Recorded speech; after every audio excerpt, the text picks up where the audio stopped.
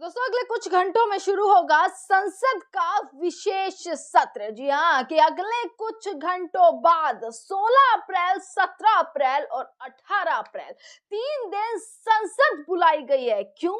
क्योंकि लोकसभा सीटों को बढ़ाया जाएगा। 543 सीट से अब करी जाएंगी 850 सीट। किस नाम पर?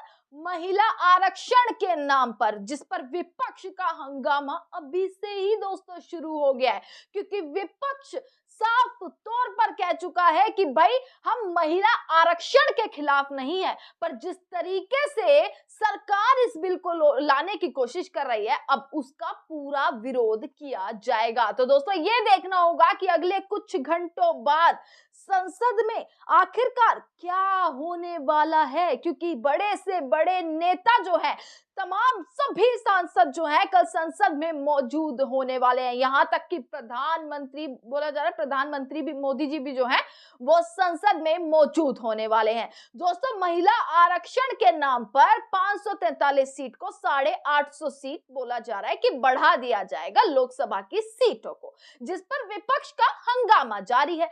क्योंकि सरकार कह रही है कि 2011 की जो जनगणना हुई कि उसके बेस पर ये आरक्षण और ये पूरी सीटों का जो है वो बंटवारा होगा।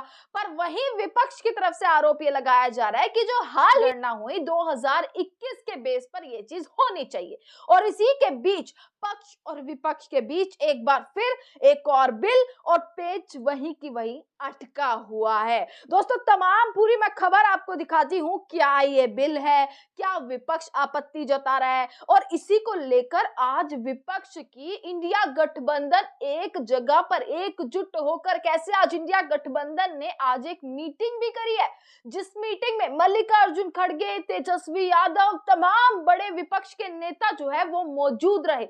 यानी साफ तौर पर वो तस्वीर एकदम साफ है, वो इमेज एकदम क्लियर है कि संसद में अब किस तरीके से इसका विरोध होगा, क्या बहसबाजी होगी। जो बिल की कॉपियां दी गई हैं वो तक सामने आ गई है कि उस बिल की कॉपी में क्या क्या सरकार ने लिखा है, वो भी मैं आपको भी दिखाने वाली हूँ। वो कॉपी दिखाऊंगी जो बांटी गई है तमाम सांसदों में, सारी चीज आपको मैं विस्तार से इस वीडियो में बताने वाली हूँ। सबसे पहले आप ये देखिएगा, महिला आरक्षण के नाम पर क्या लोकसभा सीट जो कि जिनकी संख्या भी 543 है उनको बढ़ाकर 850 करने का क्या ये बड़ा खेल दोस्तों खतरनाक हो सकता है, जिस पर विपक्ष तो कह रहा है कि हाँ भाई सीधे तौर पर खतरनाक है। ये खेल बहुत ऐसा खेल है कि महिला आरक्षण के नाम पर भी सरकार ने कैसे राजनीति कर दी है। इस तरीके से इस बिल को पेश किया जा रहा है तो एकदम बिल्कुल खराब तरीके से और राजनीति करते हुए। दोस्तों आपको बता दें विपक्षी दल यही कह रहा है कि भाई खतरनाक एकदम इस तरीके से बड़ा खेल ये होने वाला है। आपको मैं बताती हूँ कि क्या क्या बातें हो रही हैं। दोस्तों सरकार का कहना है कि जब 850 सीटें करी जाएंगी तो सरकार का कहना है कि इस बढ़ोतरी से लंबे समय से जो लंबित महिलाओं के 33% आरक्षण कानून को आसानी से लागू किया जा सकता है। कि जब ये बिल आएगा, जब ये संविधान संशोधन किया जाएगा तो कैसे जो है इस बिल को जो 33% जो है महिलाओं का आरक्षण है उसको इसमें लागू किया जाएगा। इसके साथ ही 2011 की जनगणना के आधार पर नए सिरे से सीटों का डिलिमिटेशन भी होगा। रिपोर्ट के अनुसार इस संबंध में एक मसौदा बिल सांसदों के बीच जो दोस्तों बांटा जा चुका है। सरकार दोस्तों 16 अप्रैल से शुरू होने वाले 3 दिन के विशेष संसद सत्र में जरूरी संवैधानिक संशोधन लाने की तैयारियां जो है कर रही है। दोस्तों अब क्या विपक्ष कह रहा है आपको मैं बता दूं 850 सीट कैसे होंगी। आपको बता दिया जाए कि 543 सीट अभी है, 815 सीट टोटल होंगी जो राज्यों में बंटवारे के बाद होंगी, जबकि केंद्र शासित प्रदेशों में 35 सीट होंगी। इस तरीके से कुल 850 सीट हो जाएंगी। और ये बदलाव जो होगा 2029 के लोकसभा चुनाव के लागू होने के बाद होगा। 2029 का जब लोकसभा चुनाव होगा उसके बाद से ये चीज लागू होने वाली है। योगेंद्र यादव हो, जयराम रमेश हो, मल्लिकार्जुन खड़गे हो, तमाम विपक्ष के नेता हो, सबने विस्तार से दोस्तों वीडियोस बनाई हैं, विस्तार से ट्वीट किया है कि कैसे ये जिस तरीके से कैसे ये पूरा खतरनाक हो सकता है, संविधान संशोधन जो ये किया जा रहा है कैसे खतरनाक साबित हो सकता है। इस पर लगातार वीडियोस बनाई जा रही हैं, ट्वीट किए जा रहे हैं। विपक्ष पूरा आक्रोशित इस चीज पर नजर आ रहा है और आक्रोश है तो इसका सीधा असर पड़ने वाला है संसद में, क्योंकि आज तमाम मीटिंग्स हुई है, विपक्ष के तमाम नेताओं ने अलग अलग मीटिंग करी है, जिसमें महिला सांसद ये कहती हुई नजर आ रही है अगर ओबीसी को लागू नहीं किया, ओबीसी की कोई महिला इसमें लागू नहीं होती है, तो फिर हम एक बहुत बड़ा आंदोलन करने वाले हैं, बहुत बड़ा प्रदर्शन करने वाले हैं। विपक्ष कह चुका है कि भाई हम इसके अगेंस्ट में नहीं है, महिला आरक्षण के अगेंस्ट में नहीं है, पर जिस तरीके से इसको लाया जा रहा है हम उसके बिल्कुल अगेंस्ट में, यानी साफ तौर पर हंगामा हो सकता है। सरकार पूरे तरीके से कह चुकी है, उन्होंने मीटिंग बुलाकर इस चीज को साफ कर दिया है कि भाई वो ये इस चीज को लागू करने वाली है। लागू कब करेंगे? 2029 के लोकसभा चुनाव में, तब ये लागू होगा। योगेंद्र यादव ने एक पूरी बड़ी चीज कही है, आपको उस चीज से और विस्तार से समझ आ जाएगा। मैं वो बिल की कॉपी लगा के आपको ये दिखा देती हूँ कि कैसे इसमें खामियां बताई जा रही हैं। आपको ये चीज विस्तार से समझ आ जाएंगे कि क्यों जो है विपक्ष इस चीज के अगेंस्ट होता हुआ दोस्तों नजर आ रहा है।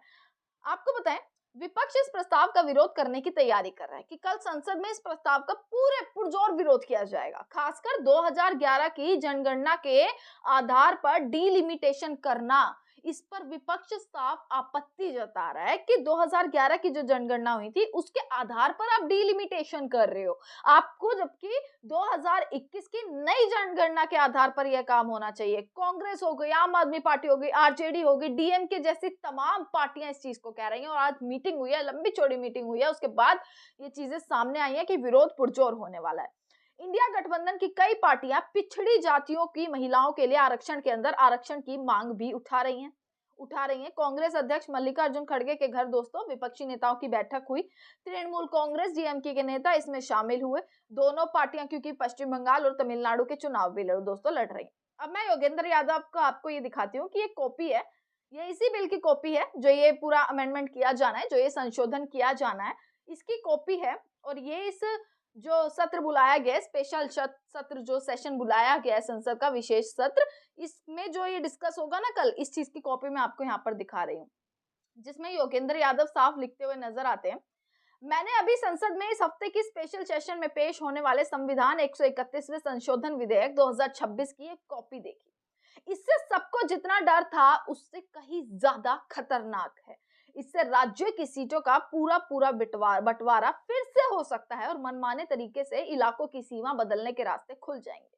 पहला कि क्यों खतरनाक है, योगेंद्र यादव ने कहा, जैसा कि सबको लग रहा था कि महिलाओं की ज्यादा भागीदारी के नाम पर असल में यह बिल जल्दी डीलिमिटेशन करने और लोकसभा की सीटें बढ़ाकर 815 करने का रास्ता तैयार कर रहा है।